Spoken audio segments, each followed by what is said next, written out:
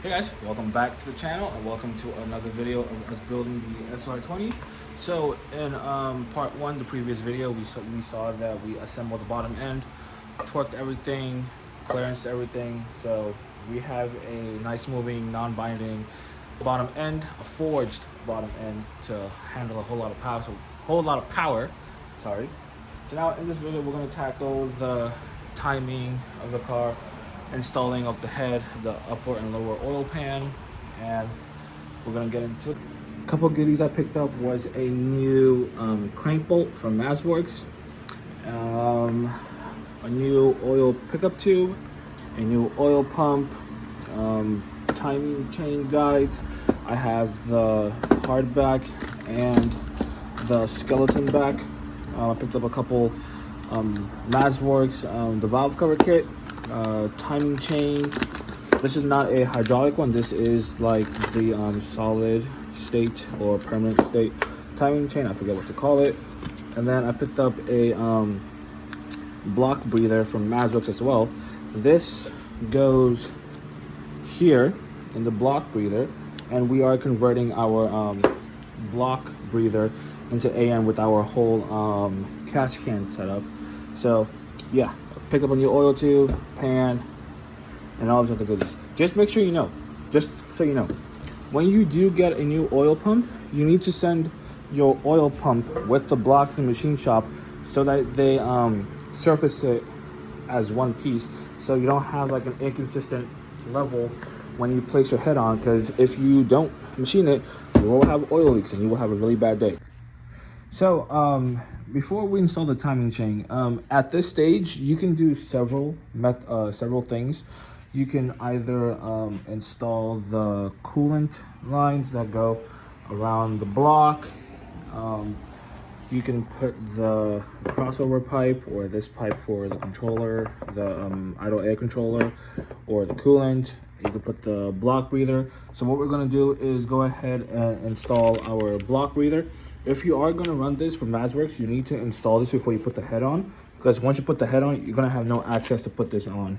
So we're going to install this, we're going to install that, and we're going to look for other small accessories that we can put on before we put the head on, to give us more space and more leverage to do things, so that we're not over here trying to like work around the head or the block on the engine stand to like put things on. So whatever you can put on at this stage, you can put on your your plate over here for your oil. You can put on your water neck. Whatever you want to put on, you can put on at this current stage. Look at those pistons, they look so good. Oh my god.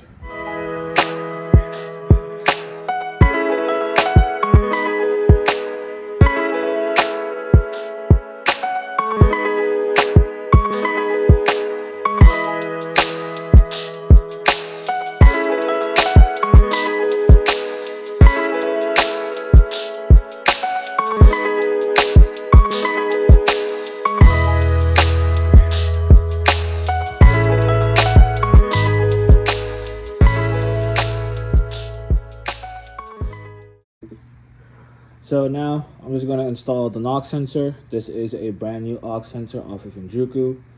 Like I said, everything that I do put on this block, I will try and put in the description down below. The knock sensor goes right over here. I recommend you get a new knock sensor with a brand new build. Trust me, you don't want to cheap out on certain things. So after you have installed the small accessories that you want, don't forget to install your dowel pins. There are two recessed areas on the top of the block that they go into. One goes over here and the other goes right here. Take a pair of pliers, just squeeze these two together, insert in, get her.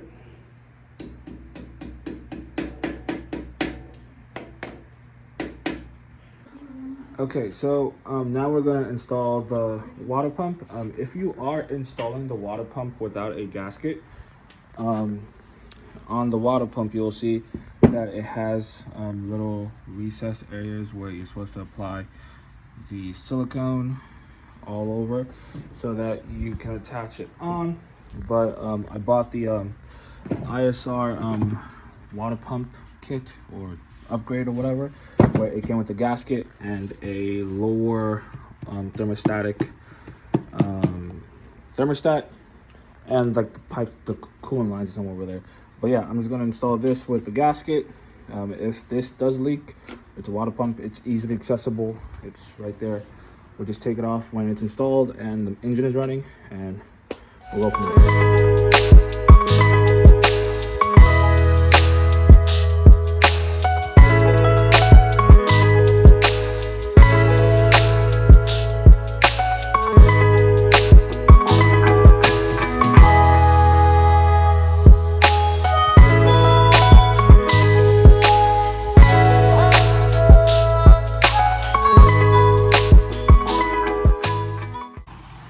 Okay, so water pump is installed. We have our new oil feed block adapter thing. I have installed the water neck or whatever crossover pipe this thing is. I've installed the knock sensor, installed the block breather. This looks really amazing. It's a 10 AN, I believe. So in order to set the timing chain on the SR, you need to have the dot facing the 5 o'clock position. It's, piston 1 and 4 at the top, dead center, and then install the timing chain. The singular silver link goes towards the crankshaft. Put the dot in between.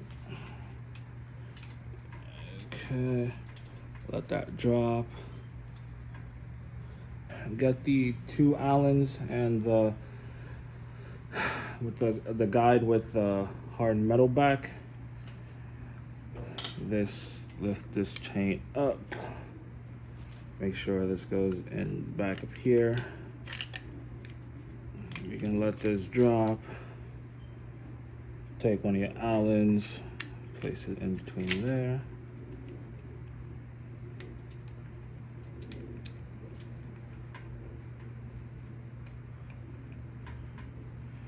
And the other one here.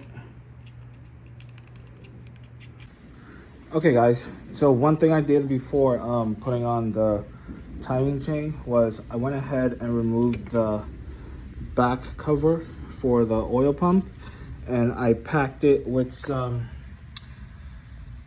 Vaseline so that when we do prime the engine for the first time, we don't have that excessive period of like it not building oil pressure.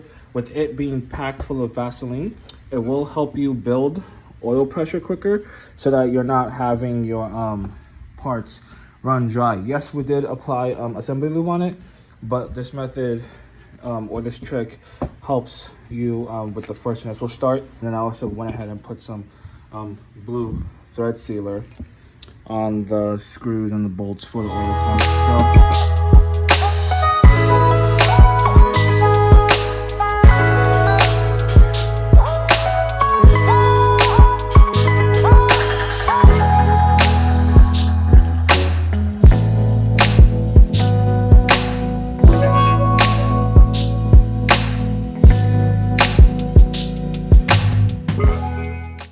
Okay, after you've applied gasket to the areas that need the gasket, make sure the keyway, there's a little silver part within the gasket, the oil pump that needs to be facing a certain way so it slides over this keyway. Also, make sure you apply some grease onto this seal. Let me get some grease and apply it on, then we'll install the oil pump onto the block. So before we install the oil cover, after we've installed all the timing chain guides and timing chain, don't forget this O-ring that goes right here.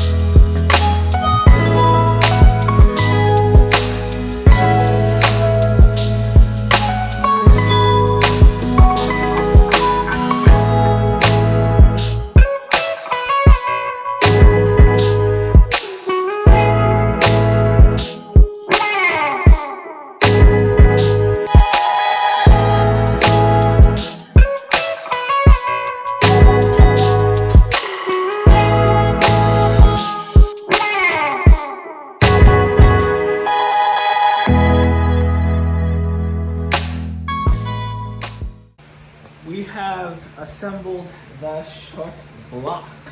We have the dowel pins installed, we have the timing chain and timing guide installed. Everything that we can partially get installed so far, we have installed.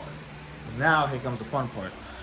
I went ahead and picked up a Tomei head gasket, 87 mil, 1.5 thickness, and we're going to install that onto the block. I also went ahead and picked up a copper spray head gasket for extra sealant. So I'm gonna go ahead, slap some gloves on, spray that head gasket on, put it on, and then we're gonna install the head. So here is the gasket, all copper sprayed. We're gonna install it onto and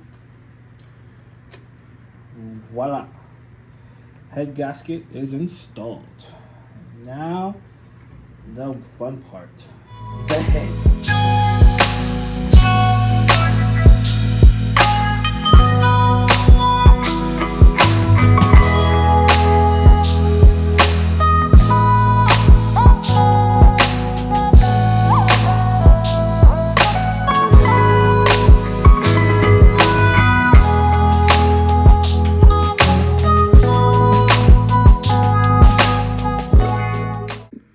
Okay guys, so the cylinder head is now installed and it's time to install our ARP head studs. So we are not going to lubricate the studs that go into the block. They go in dry and they go in hand tight. So all the studs have been lubricated and this is the last stud to drop in. So that's going in. Now you just have to do them hand tight. So it is a 3/16. Okay, I have gone ahead and installed all the nuts and washers. Just like the main studs, they are a 13 millimeter 12 point. So I'm just gonna put these on an attachment and get these started by hand, and I'll just probably just use a drill to just get them down as quickly as possible because that is rather time consuming. So yeah. So I went ahead and put all the washers on and just screwed them on with the drill. And as per ARP's torque sequence, as you can see, I have it in line with the block, so it would follow me as I have it there. And we are going to go to 90 foot-pounds. We're gonna do it in 3 intervals. First starting with 30, then we're gonna go to 60, then we're gonna do 90.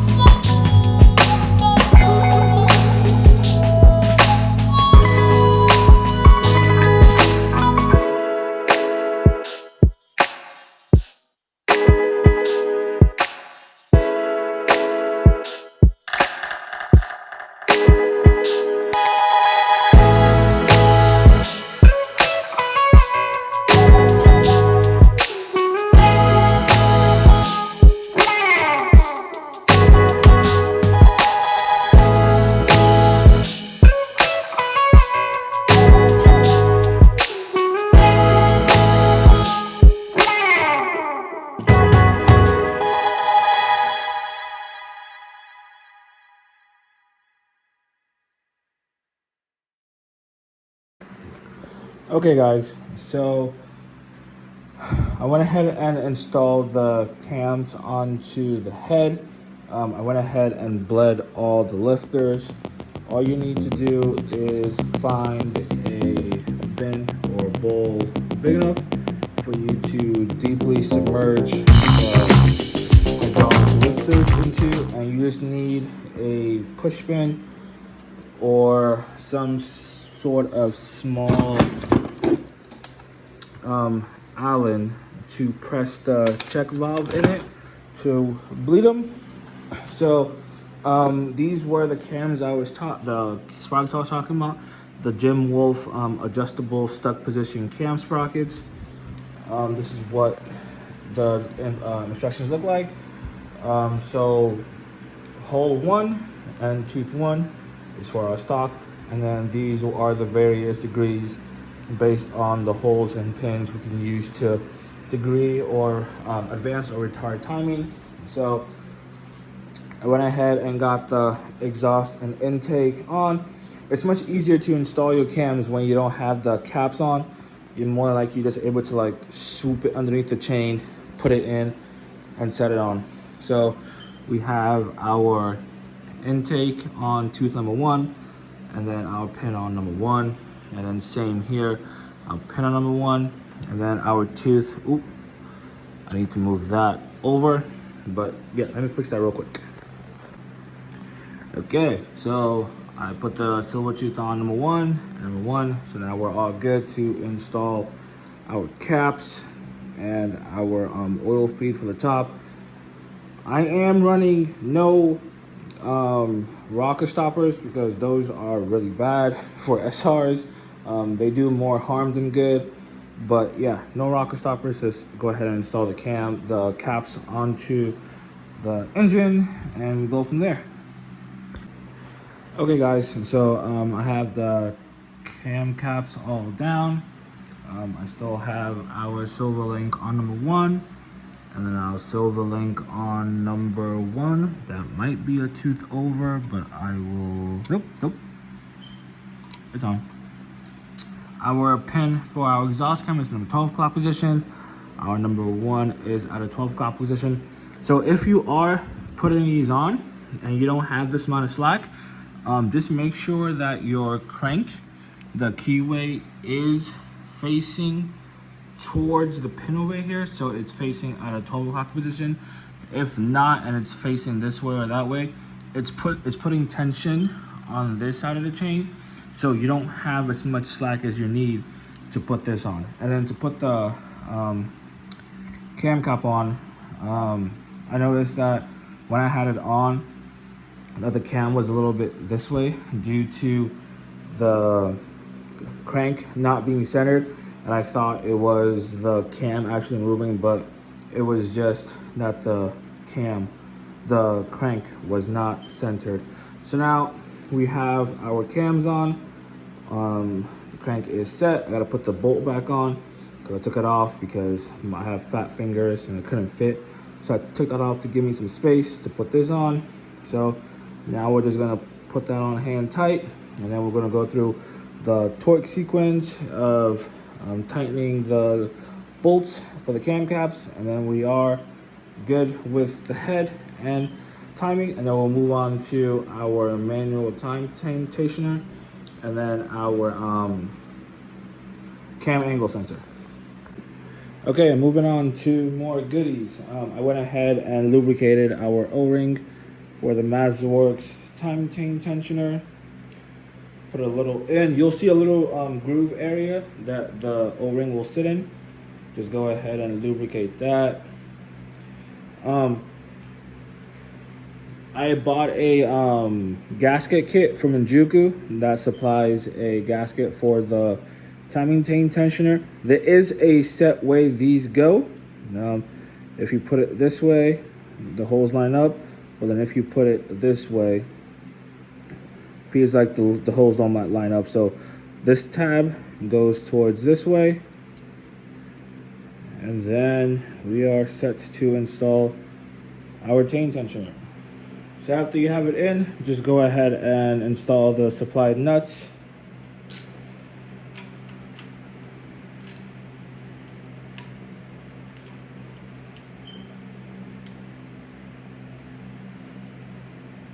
MazdaWorks supplied a little instructional manual that states that they want at least a 1/4 of an inch of slack. So we are going to tighten our bolt until we get our desired slack, and then we are going to install the nut, the locking nut.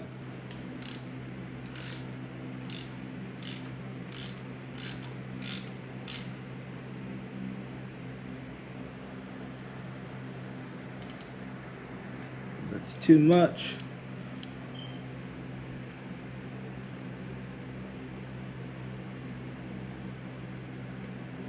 And that right there should be perfect. Right over here. That is as much slack as you want for your timing chain. Now just go ahead and secure your locking nut.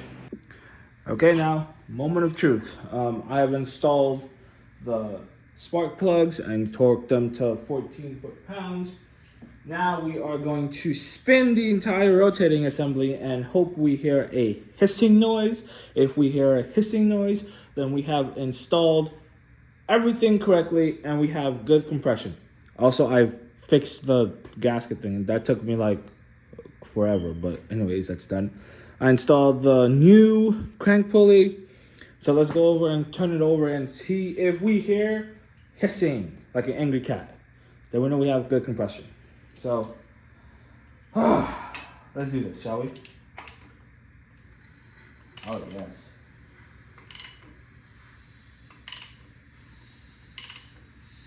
Yes.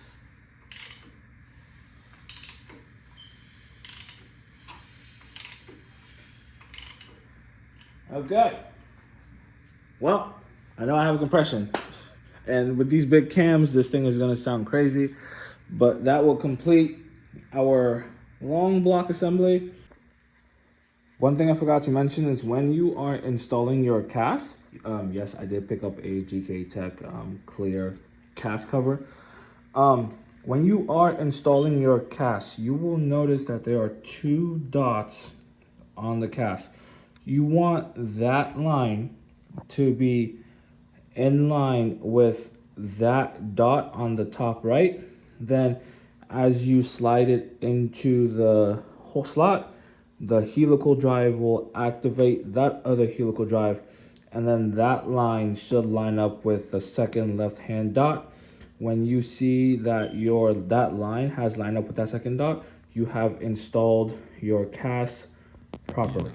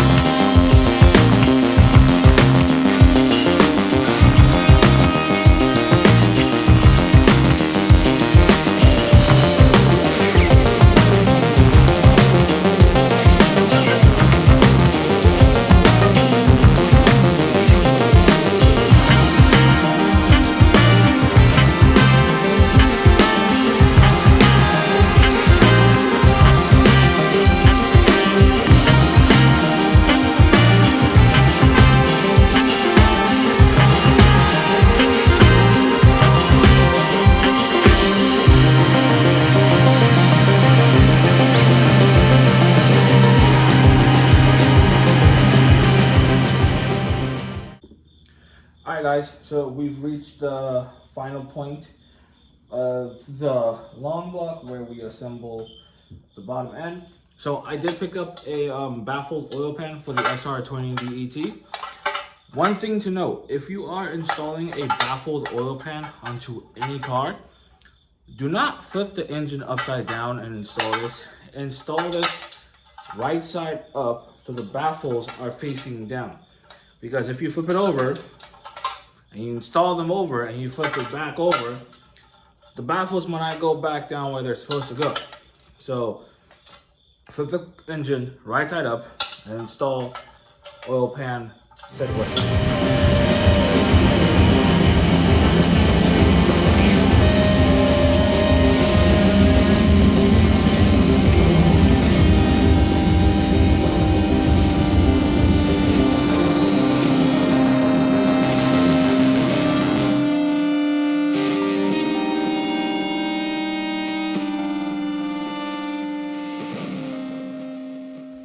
Alright guys, this is me coming to you like a couple of days later after you saw me installing the oil pan.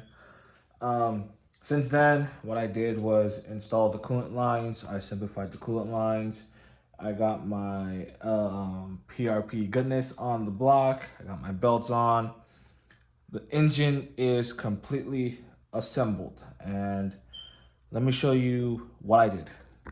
So starting off with the coolant lines, what I did was the two nubs that we had going to the idle air control, those two were deleted because I'm not using idle air control on my intake because I'm not using it. So I just cut those off and then I just welded those shut. Same thing for the coolant passage that feeds the water for the turbo.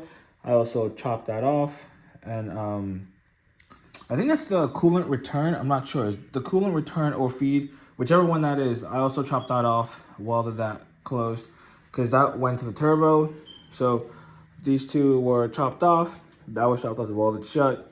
I followed Alberto Big Boost's method, and I routed this into this coolant line that would go to the throttle body, I believe, and I routed it back to the water feed for there. I went ahead and changed out all the clamps because I did reuse some of the hoses because they were fine, but I just wanted an extra little security, so I got these hose clamps. Those are good. That's not going anywhere. That's the coolant lines. I got the power steering bracket on. I am running no AC because who needs AC? Windows down, chilling, so whatever. And then I picked up a PRP LS1 alternator kit. I got the LS1 alternator. I got this from my buddy Ryan. And then I bought this kit from Drift HQ. Got the LS alternator on, the belts on, everything is all tightened, ready to go. I cleaned up the water neck, painted it black.